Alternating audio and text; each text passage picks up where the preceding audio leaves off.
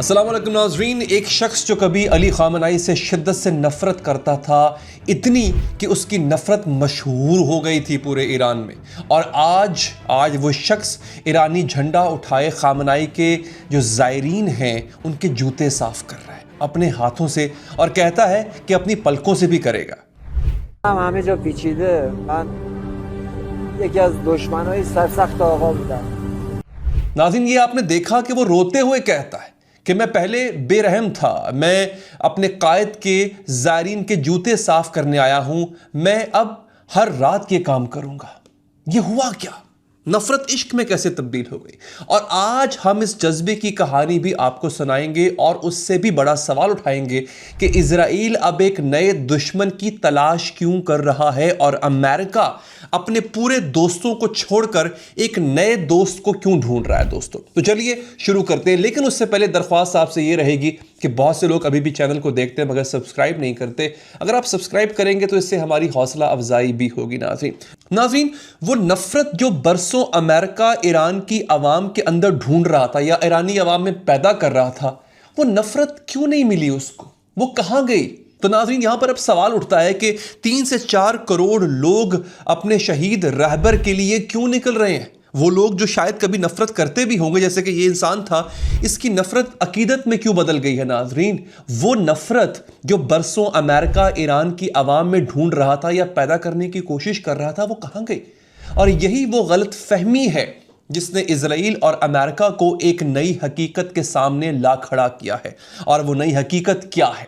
Israel अब एक नए दुश्मन से डर रहा है और वो दुश्मन तुर्की है। जेरूसलम पोस्ट की रिपोर्ट के मुताबिक अमेरिका के सदर डोनाल्ड ट्रंप तुर्किश सदर एर्दोगान को ये बताने वाले हैं और खुशखबरी देने वाले हैं कि अमेरिका तुर्की को F-35 स्टेल्थ फाइटर प्रोग्राम में दोबारा शामिल होने की इजाज़त देने के लिए तैयार है। यानी तुर्की के पास जो है अब F-35 होंगे। और 7 जुलाई को अंकारा में नेटो समिट के मौका पे ट्रंप ने यह ऐलान भी कर दिया है। ट्रंप ने कहा है कि हम F-35 के मामले पे फैसला करेंगे, हमारा रिश्ता अभी बहुत अच्छा है, तुर्की दूसरे मुल्कों से ज्यादा वफादार साबित हुआ है। और फिर ट्रंप ने एक और बहुत बड़ा ऐलान किया।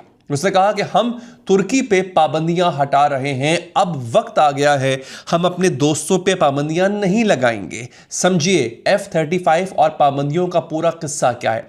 2019 में तुर्की ने रशिया से S-400 नाम का एक जदीद मिसाइल दिफाई निज़ाम है वो खरीद लिया था। S-400 क्या है? ये एक ऐसा निज़ाम है जो आसमान से आने वाले मिसाइल्स और तैयारों को गिराता है। अमेरिका ने कहा कि ये रशियन निज़ाम F-35 तैयारी की खुफिया स्टेल्थ टेक्नोलॉजी को खतरे में डाल सकता है। स्टेल्थ टेक्नोलॉजी क्या होती है? ये वो खूबी है जो तैयारे को रडार से छुपाती है, यानी दुश्मन के रडार उसे देख नहीं पाते। अमेरिका को डर था कि अगर S-400 और F-35 एक साथ चलेंगे तो रशिया F-35 की खुफिया खूबी का राज जान लेगा। इसीलिए अमेरिका ने तुर्की को F-35 प्रोग्राम से निकाल दिया और उस पर जो है वो CAATSA यानी कैट्सा पाबंदियां लगा दी थी। और ट्रंप ये सब पलट रहा है और इससे नेतन्याहू की रातों की नींदें हराम हो चुकी हुई हैं। नेतन्याहू के इससे क्या तकलीफ है, आइए आपको बताता हूं। दोस्तों, इजराइल मिडिल ईस्ट में सबसे ताकतवर फजाइया रखता है और अगर तुर्की को F-35 जैसे जदीद स्टेल्थ तैयारे मिल जाए तो तुर्किश फजाइया भी बहुत ज़्यादा मजबूत हो जाएगी। फौज तुर्की की पहले ही मजबूत है। नेतन्याहू कहता है कि यह खित्ते में ताकत का तवाज़ुन जो है बिगाड़ देगा और इजराइल की एयर सुपीरियरिटी यानी फ़ज़ाई बर्तरी कमज़ोर पड़ जाएगी। दूसरी बात, एर्दोगान इजराइल के साथ सख्त मुखालिफत इस वक्त बरत रहा है। वो हमास की हिमायत करते हैं, गजा में इजराइल की कार्रवाइयों की मजम्मत करते हैं। नेतन्याहू ने फॉक्स न्यूज़ पर खुला इल्ज़ाम लगाया है। वो कहता है कि तुर्की एक बड़ा मुल्क है लेकिन उस पर एक ऐसा शख्स हुक्मरानी कर रहा है जो खुलेआम इजराइल की तबाही का मुतालबा करता है। मुस्लिम ब्रदरहुड यानी अख्वानुल मुस्लिमीन उसकी हुकूमत चला रही है। मुझे नहीं लगता कि उसको F-35 मिलने चाहिए हैं। नेतन्याहू ने नाज़रीन एर्दोगान पे इल्ज़ाम ये लगाया है, साइप्रस पे कब्जा करना चाहता है एर्दोगान, ग्रीस पे कब्जा करना चाहता है और यरूशलेम पे हमला करके वहां पर अपनी हुक्मरानी की ख्वाहिश रखता है एर्दोगान। ये इजराइल का मानना है और इसमें कुछ गलत भी नहीं है। कई दफ़ा जो है वो एर्दोगान ने इस ख्वाहिश का इज़हार भी किया। बाय द वे, अब सोचिए, इजराइल एक नेटो के रुकन मुल्क से डर रहा है और एक ऐसे मुल्क से जो अमेरिका का अब इत्तेहादी और ट्रंप का बहुत अच्छा दोस्त बन गया है। और इससे एक बात साफ जो है वो यहाँ पर जाहिर होती है कि इजराइल को हमेशा एक दुश्मन चाहिए है। पहले ईरान था और अब तुर्की, और एक ऐसा मुल्क जो हमेशा किसी ना किसी को अपना दुश्मन बनाता रहता है वो कभी अमन से रह नहीं सकता है दोस्तों। लेकिन अब सवाल यहाँ पर क्या है, मैं एक और हिस्से में जा रहा हूँ वीडियो के, कि अमेरिका तुर्की जैसे नए दोस्त को ढूंढ क्यों रहा है। इसकी दो बड़ी वजूहात जो मैं आपके सामने रखने जा रहा हूं। पहली वजह, यूरोप से बिगाड़।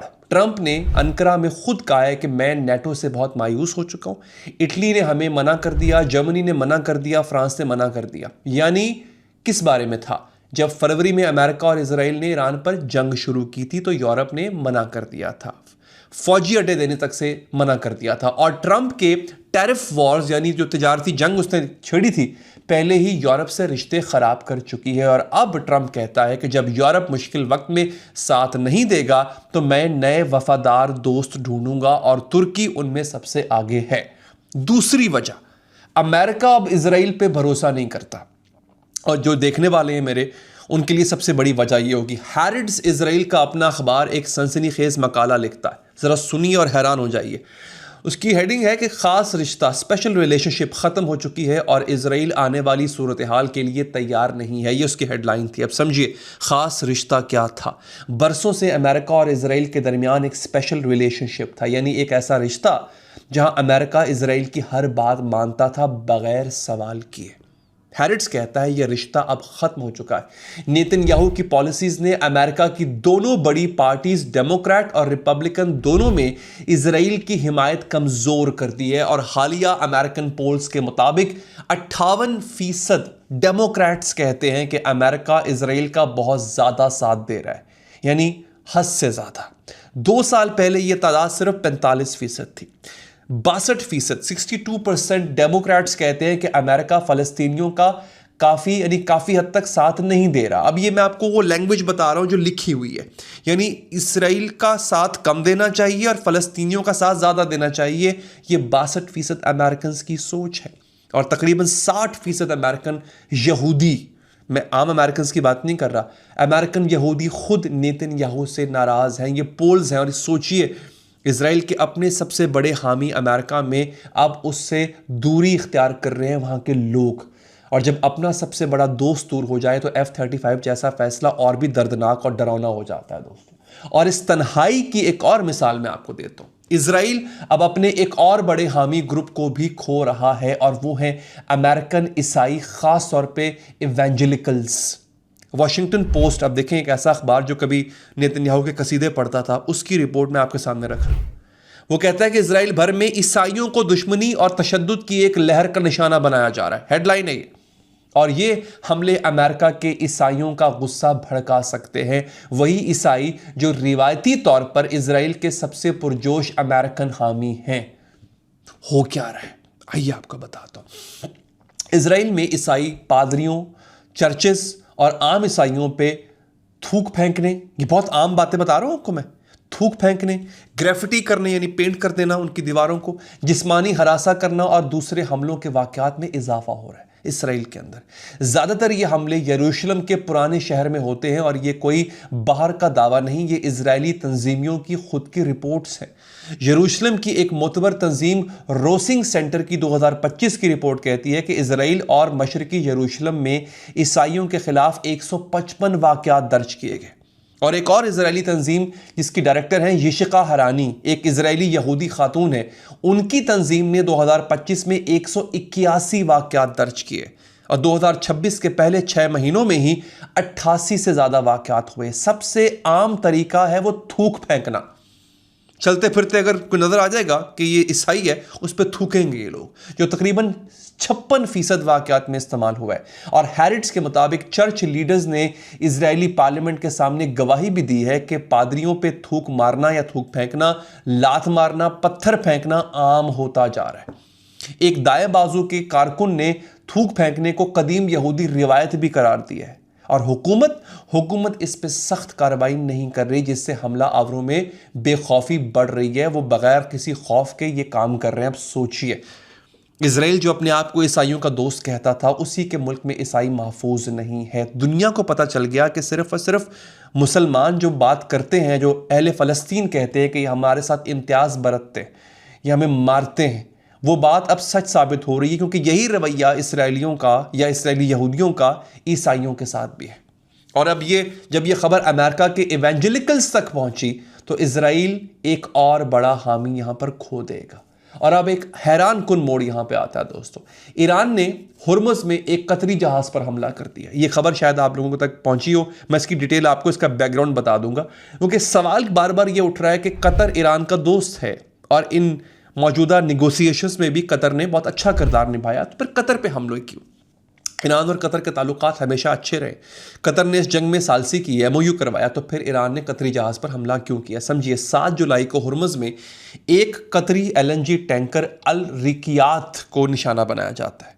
यह पिछले 24 घंटों में तीसरा जहाज था जिस पर हमला हुआ। ईरान का मुतालबा क्या है? ईरान चाहता है कि जहाज ईरानी साहिल के साथ मंजूर शुदा रास्ते से गुजरे, बजाय इसके कि वो ओमानी पानी के करीब जो मुतबादल राहदारी है उसका इस्तेमाल करें। क्यों? क्योंकि जो जहाज ओमानी पानी के करीब वाला रास्ता इस्तेमाल करते हैं वो ईरान की वार्निंग्स नज़रअंदाज कर रहे हैं या अमेरिका की मदद ले रहे हैं। ईरान इसे एमओयू की हुदूद जांचना भी, यानी एमओयू को टेस्ट कर रहा है, यानी ईरान देख रहा है कि वो हुर्मुज पे कितना कंट्रोल रख सकता है। और कतर बहुत नाराज हुआ है इस पर। कतरी वज़ीर ख़ारजा के जो तर्जुमान है माजिद अल अंसारी, उन्होंने कहा कि हुर्मुज के करीब सफ़र करते हुए कतरी जहाज़ अल रिकियात को निशाना बनाना बैनुल-अक़वामी बहरी नकलो हरकत की सिक्योरिटी पे एक नाकाबिले कबूल हमला है। हम ईरान को इस हमले के मुकम्मल कानूनी जिम्मेदारी करार देते हैं। अब यह दिखाता है कि ईरान अब हुर्मुज पे अपना कंट्रोल इतना मजबूत समझता है कि वो अपने दोस्तों को भी अपने उसूलों पे चलने पे मजबूर कर रहा है। वजह ये है, ईरान का पैगाम साफ है कि हुर्मुज मेरा है और मेरे उसूल सब पे लागू होंगे, चाहे दोस्त हो चाहे दुश्मन दोस्तों। और अब इस पूरी सूरत हाल के अंदर मैं आपके सामने एक और मंजर रखने जा रहा हूं। अब क्योंकि बहुत से लोग अपडेट चाहते हैं कि खामनाई साहब की जो फ्यूनरल सेरेमनीज हैं, उनकी जो आखिरी रसूमात हैं, उनका क्या हुआ। खामनाई साहब का जनाजा जो है वो अपने अगले पड़ाव को पहुंच गया है। मारियो नौफल रिपोर्ट कर रहे हैं कि खामनाई साहब के लिए कुम में जनाजे की दुआएं जारी हैं। जमकरान, जो मस्जिद जमकरान है, वहाँ पे होने वाली रसूमात का जो इस वक्त अहाता है वो भी किया जा रहा है।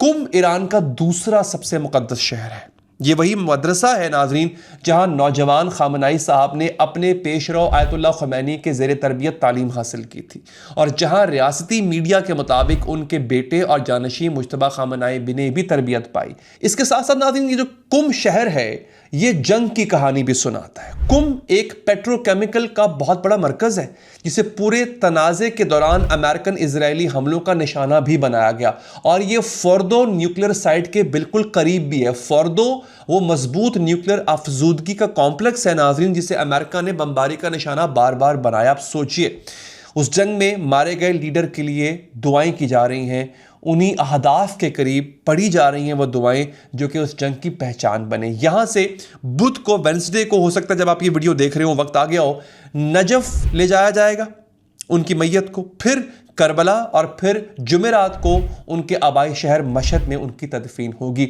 एक दायरा मुकम्मल हो रहा है, जहां से सफ़र शुरू हुआ था नाजरीन वहीं पर ख़त्म हो रहा है। तो दोस्तों आज की तस्वीर मैंने आपके सामने रख दी है नाजरीन। एक शख्स जो नफ़रत करता था अब वो खामनाई के इश्क में गिरफ्तार है। करोड़ों लोग, और मैं देख रहा हूँ कि इन्फ्लुएंसर्स बहुत बड़ी तादाद में गए हैं। आप भी शायद आपने भी देखे होंगे, इन्फ्लुएंसर्स की बहुत बड़ी तादाद है। पाकिस्तान से भी इन्फ्लुएंसर्स गए हैं, पूरी दुनिया से ईरान ने अपने आप को खोल दिया है इन्फ्लुएंसर्स के लिए कि आइए और आप आके कवर कीजिए। और जो लोग वहाँ पर गए हैं वो एक ईरान की अलग ही तस्वीर पेश कर रहे हैं, और वो उस तस्वीर से बिल्कुल मुख्तलिफ है नाजरीन जो तस्वीर मगरिब ने आपको पेश की थी। मैं उम्मीद करता हूं कि ये वीडियो आपको पसंद आई होगी। अपना बहुत बहुत ख्याल रखिए नाज़रीन, चैनल को सब्सक्राइब कीजिए। हाँ, मैं आपको पहले भी बता चुका हूं, फेसबुक पे मैं लाइव आता हूं और लाइव आके अपडेट्स देता हूं जो कॉल्स की सूरत में होती हैं। आप मुझसे कॉल पे भी बात कर सकते हैं। उसके लिए आपको फेसबुक पेज को सब्सक्राइब करना है, सिर्फ फॉलो नहीं, सब्सक्राइब करना है। अपना ख्याल रखिए। अल्लाह निगहबान।